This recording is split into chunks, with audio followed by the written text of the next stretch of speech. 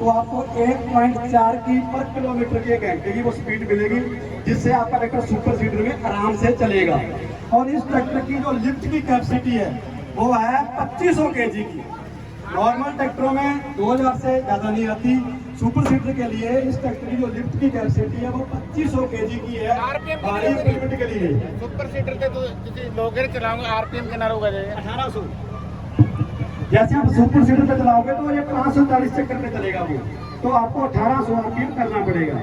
ठीक है। डीजल कितना खाओगा जी अंदाजा? डीजल तो लोड पे डिपेंड है, जमीन कैसी है उसके अंदर क्या है, झोने की प्रणाली है, नरमा आप चला रहे हो जहाँ आप गुवार का है, वो लोड पे डिपेंड करता है। देखो डीजल का क्या है कि मैं आपसे एक चीज कहना चाहूंगा, चाहे कोई भी मैसी फर्गूसन टैफे का कोई भी मॉडल हो, किसी भी इम्प्लीमेंट पे या किसी भी चीज पे हम फिक्स आपको नहीं बता सकते, क्योंकि जो आपका डीजल है वो आपकी जमीन पर, आपके इम्प्लीमेंट पे, आपकी हर चीज की जरूरत पे डिपेंड करता है। आप कितने आरपीएम पे चला रहे हो, आप कैसी जमीन में चला रहे हो और किस तरीके से चला रहे हो, तो वो उस पर डिपेंड करता है। लेकिन मैं इतना जरूर कहूंगा कि मैसी फर्गूसन का कोई भी मॉडल, चाहे ये 9500 है या फिर हमारा 7250 खड़ा है या 245 है, कोई भी मॉडल होगा वो दूसरों की तुलना में उसी एप्लीकेशन पर और उतने ही टाइम में दूसरे ट्रैक्टरों से लीटर से 1.5 लीटर तक डीजल घंटे में कम लेगा।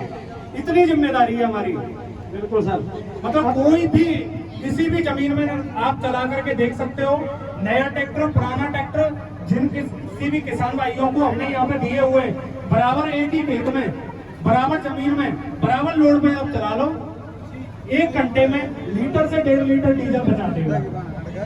अभी एक बार आप पीछे आ जाइए, आपको प्लंटरी प्लस और इसकी जो टॉपलिंग कहाँ डालनी है, कौन से इम्प्लीमेंट में कहाँ डालनी है, वो आपको बताएंगे। हर ट्रैक्टर जो हमारा प्लंटरी ट्रैक्टर है उसके अंदर ये 3 सुराख आते हैं, 1, 2 और 3। किसान क्या करते हैं, कई बार नीचे में डाल दिया, बिचारे में डाल दिया, ऊपर कर दिया।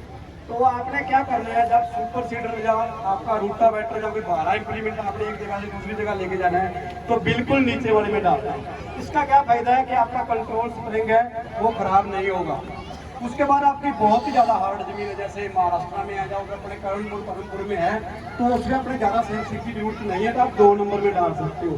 जो अपने यहाँ की जमीन है उसके लिए आपको 1 नंबर में डाल सकते हो। तो हमने को फास्ट सेंसिंग चाहिए, यहाँ ट्रैक्टर ज़्यादा स्पीड में चलते हैं, H1 में या लो टाप में ट्रैक्टर चलते हैं, तो इसकी सेटिंग इसी हिसाब से करनी है। ठीक है। उसके बाद आ गया इसकी प्लंटरी प्लस की जो बात सर ने पीडी को बताया था, तो इस ट्रैक्टर में यहाँ 3 गरारी इधर है, 3 गरारी इधर दी हुई है, सामने ट्रैक्टर के ऊपर उसकी फोटो भी है। इन गरारियों में 3 गैलेक्सी गियर और 1 सन गियर है। ठीक है।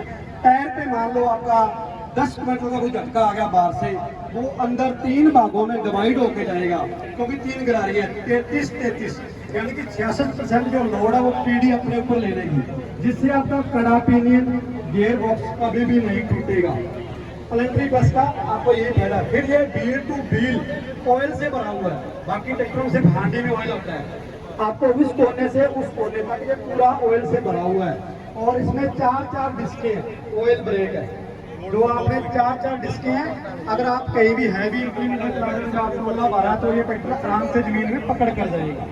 फिर आगे बात डीसी और पीसी लीवर को